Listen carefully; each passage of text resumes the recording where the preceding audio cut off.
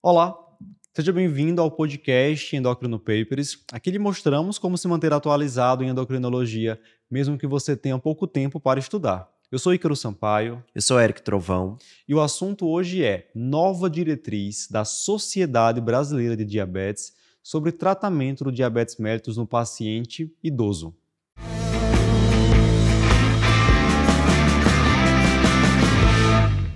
Eric, nós tivemos recentemente uma publicação da SBD, na qual foram atualizados e até publicados novos capítulos na sua diretriz.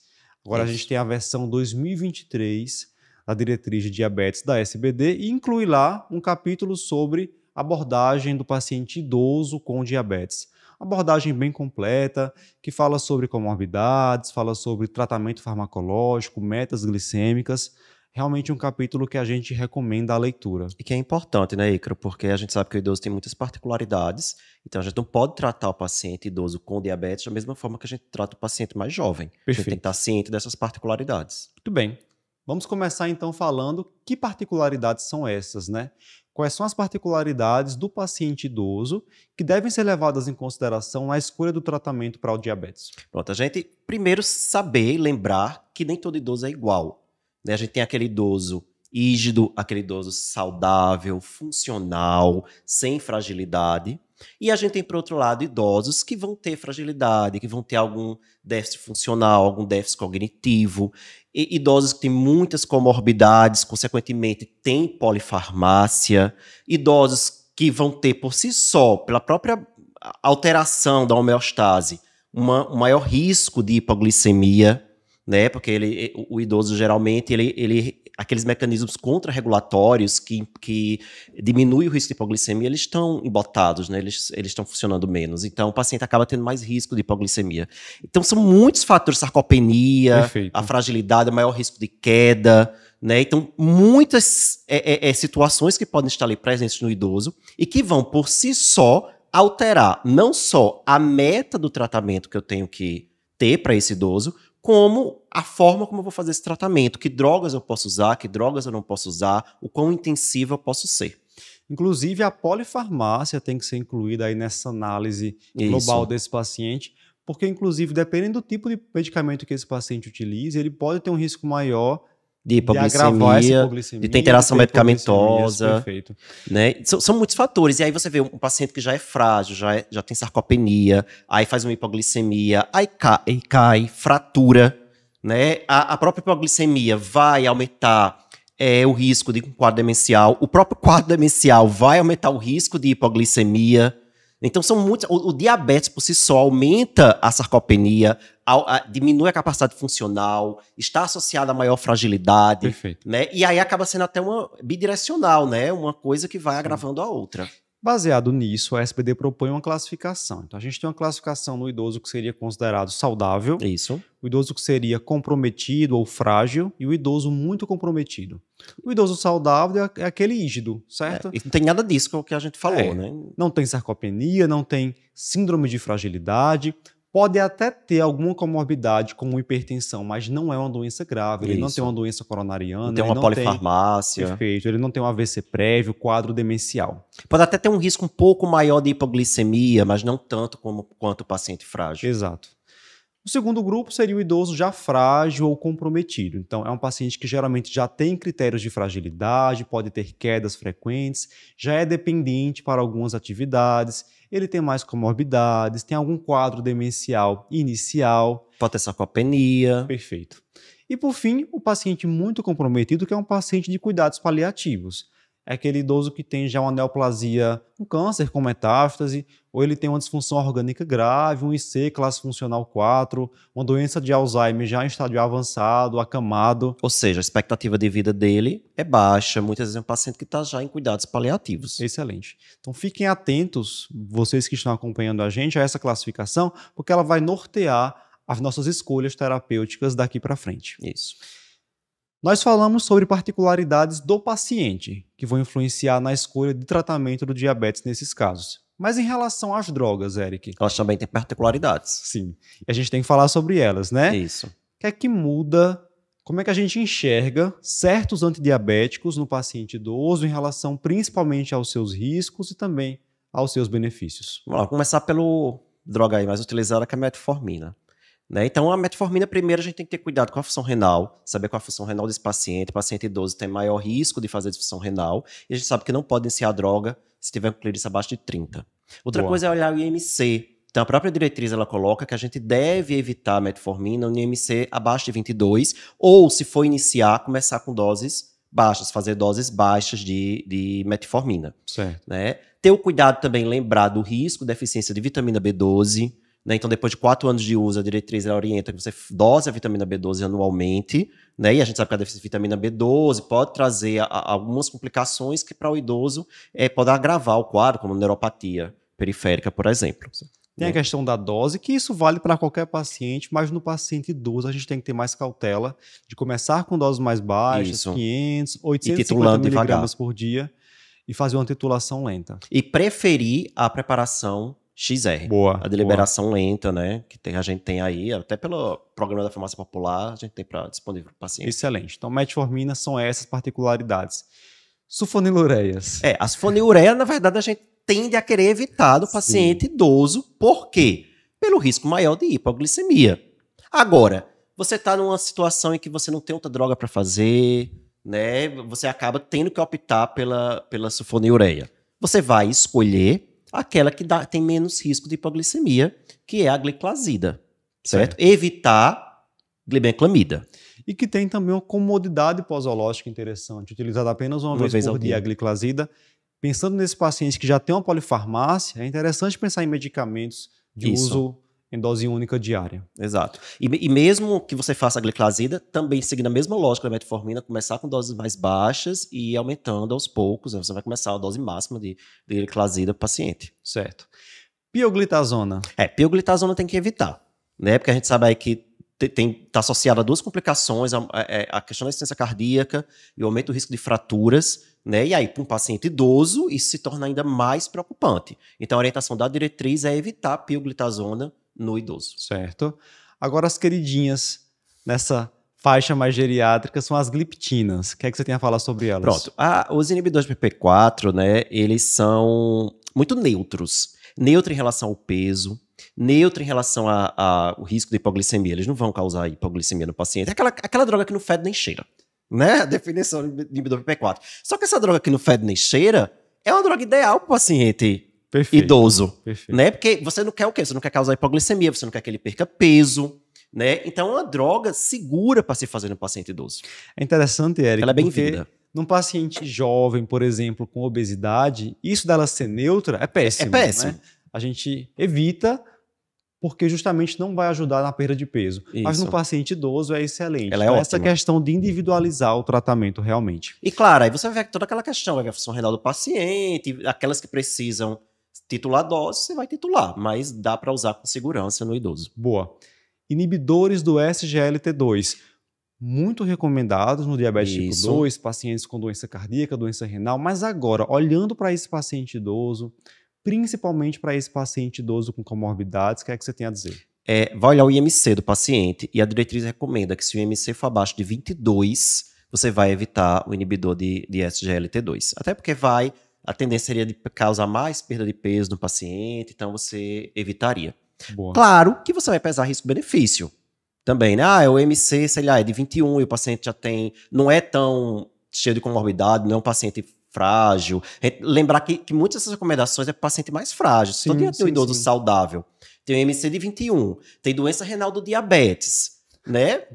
Você pesa ali o risco-benefício e inicia o paciente rígido. O paciente é mais frágil, a perda de peso vai ser pior para ele, porque vai aumentar o risco de sarcopenia, aí vai aumentar o risco de queda e por aí vai. Uma droga que ainda pode causar hipotensão, enfim. Você vai evitar no paciente com IMC muito baixo. Você tocou num ponto super importante, que é essa questão da hipotensão postural. Lembrar que o inibidor do SGLT2 ele tem uma ação diurética, ele pode causar hipotensão, então tenha cautela naquele idoso que já faz uso de outros diuréticos, já tem ali uma pressão limítrofe. Às vezes é o caso de, ao começar a gliflozina, ajustar, dar uma reduzida no diurético para conseguir fazer esse ajuste com segurança e começando avaliar a pressão arterial, avaliar sintomas de hipotensão postural. Isso, e ter cuidado, do idoso tenha cuidado. Certo. Agonista do receptor de GLP-1, devo ou não utilizar? Veja, aí também vai depender do caso, ele vai levar perda de peso, e aí a diretriz recomenda que você inicie naqueles pacientes idosos que têm MC acima de 27. E aí você evitaria o uso em pacientes com MC mais baixo, pelos mesmos motivos que a gente já aceitou. E para fechar, a insulina? A insulina, claro que você vai iniciar para aquele paciente que vai precisar. Aquele paciente, por exemplo, que está insulinopênico, perda de peso, poliúria, polidipsia, ele vai precisar iniciar a insulina. Ou mesmo aquele que não está insulinopênico, está com sintomas, mas tem uma glicada muito alta, principalmente glicada acima de 10. Você vai iniciar a insulina. Agora, preferência, vai começar com insulina basal, tá? Pode ser NPH? Pode. Mas lembrar que os análogos, glagina, principalmente degludeca, eles causam menos hipoglicemia. Não é que o controle glicêmico vai ser melhor, não vai. Os estudos não mostram que o controle glicêmico é melhor. Mas, se eu estou falando do paciente idoso e eu estou falando de diminuir risco de hipoglicemia, os análogos eles seriam mais atrativos porque eles causam menos hipoglicemia noturna, menos hipoglicemias graves do que a NPH. Mas se você tiver disponível só o NPH, comece, se tiver indicação.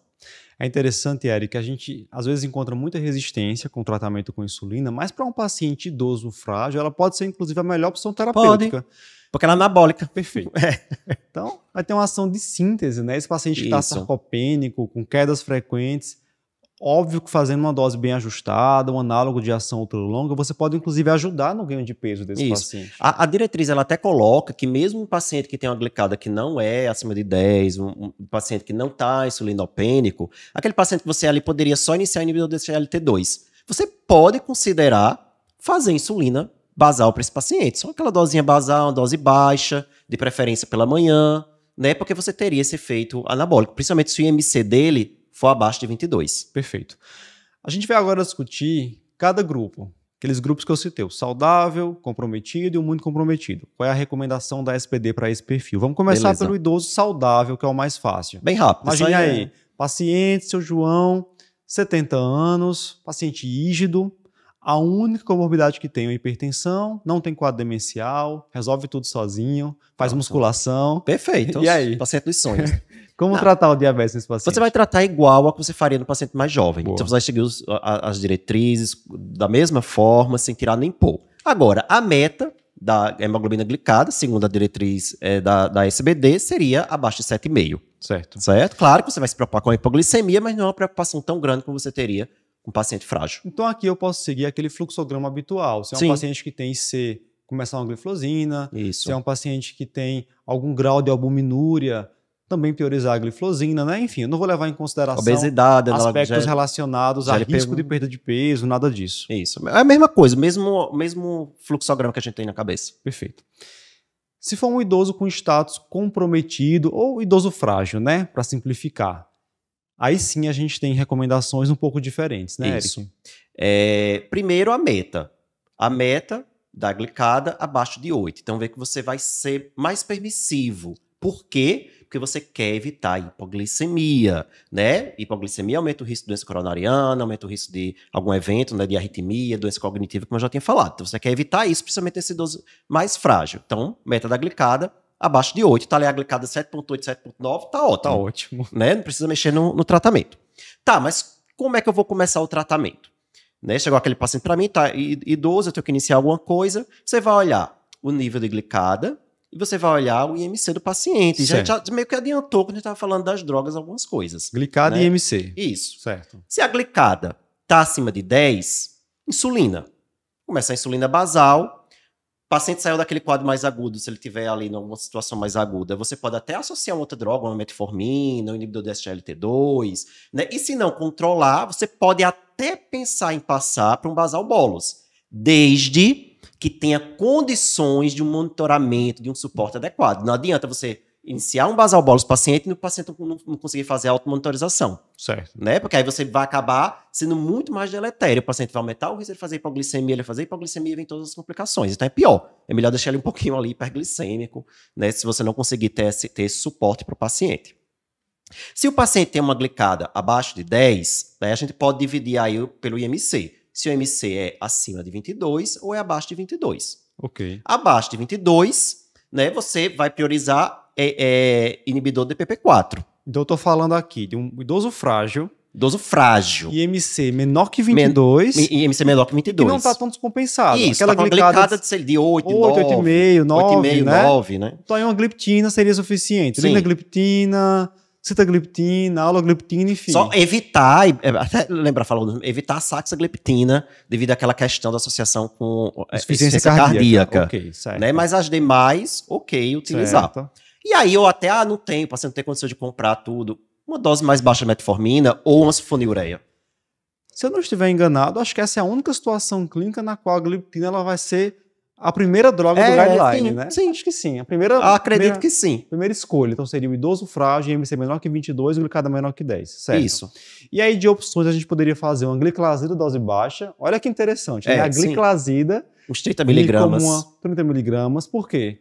Porque a sulfonilureia também tem uma ação anabólica, né? De ganho de peso. Sim, o paciente está baixo peso. Seria interessante nesse paciente. Mas claro que uma dose baixinha para não provocar hipoglicemia. Exato. Outra opção seria uma metformina também numa dose mais baixa, por causa daqueles efeitos que você já comentou. E uma outra opção que eu já tinha citado, desse paciente com IMC abaixo de 22, uma insulina basal. Já fiz, Eric, vou relatar para você. Já fiz, um paciente realmente muito, muito idoso, assim, acho que era um IMC de 17.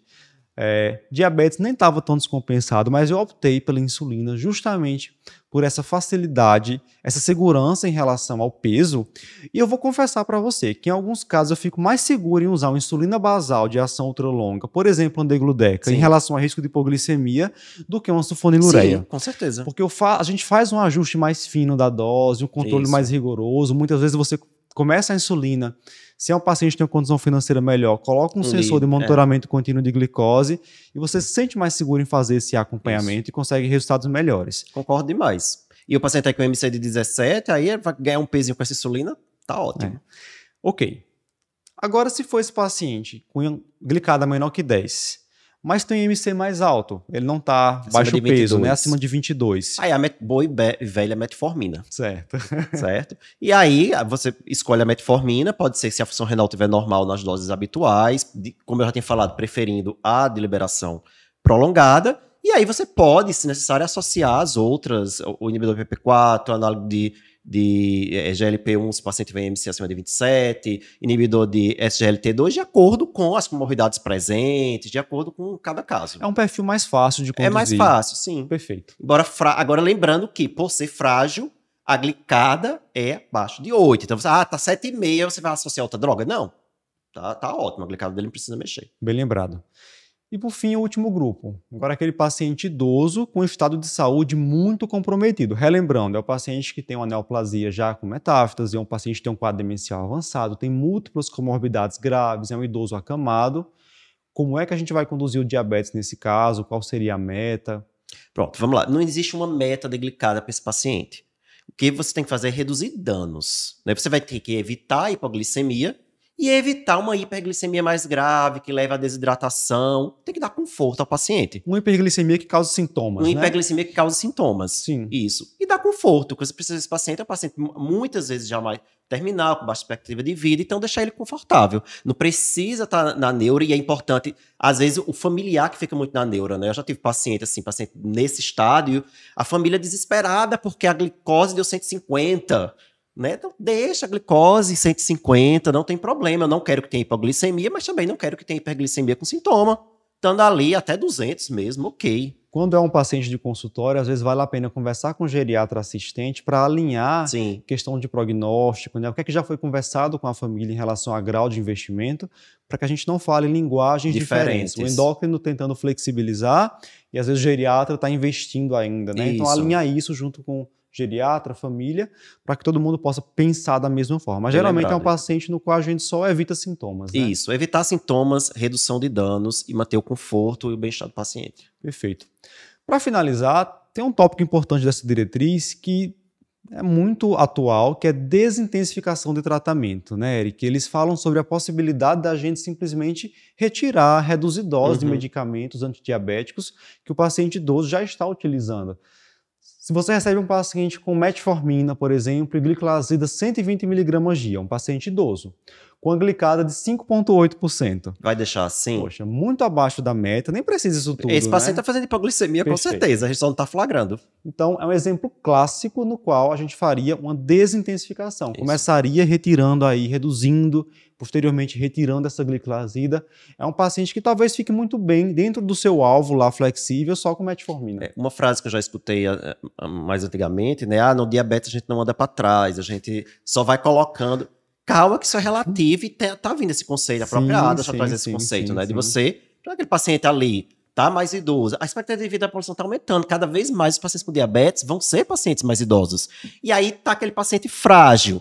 Você vai deixar uma glicada de 5,5, de 6? Não, vamos andar. Aí nesse caso a gente começa a andar para trás, né? Para chegar naquela glicada mais confortável, sem causar hipoglicemia e diminuindo a polifarmácia do paciente. Perfeito, Eric. Bem, como eu costumo dizer, se tem diretriz nova, o pessoal já sabe que tem podcast aqui no Endocrino Papers. Mas antes de encerrar, o Eric tem uma mensagem para vocês. Pessoal, a gente, não sei se todos já sabem, mas a gente vai ter o nosso evento, o Endocrino Papers Experience, lá em São Paulo, dia 29 de julho. Perfeito. A gente vai estar, obviamente, discutindo diabetes e vários outros temas lá da endocrinologia. A gente está convidando todo mundo, vai ser um evento presencial, mas híbrido, né, Ícaro? Isso, a gente tem essa novidade agora, Eric, possibilidade de pessoal que mora longe, estava com dificuldade de muita voo, gente tava de pedindo, hotel, né? Ah, não tem como ir, não tem como ir, não tem como ir. Agora a gente vai fazer isso, né? Vai conseguir assistir também de forma de fora, online. de longe. A gente encontra vocês lá. Até a próxima. Até mais.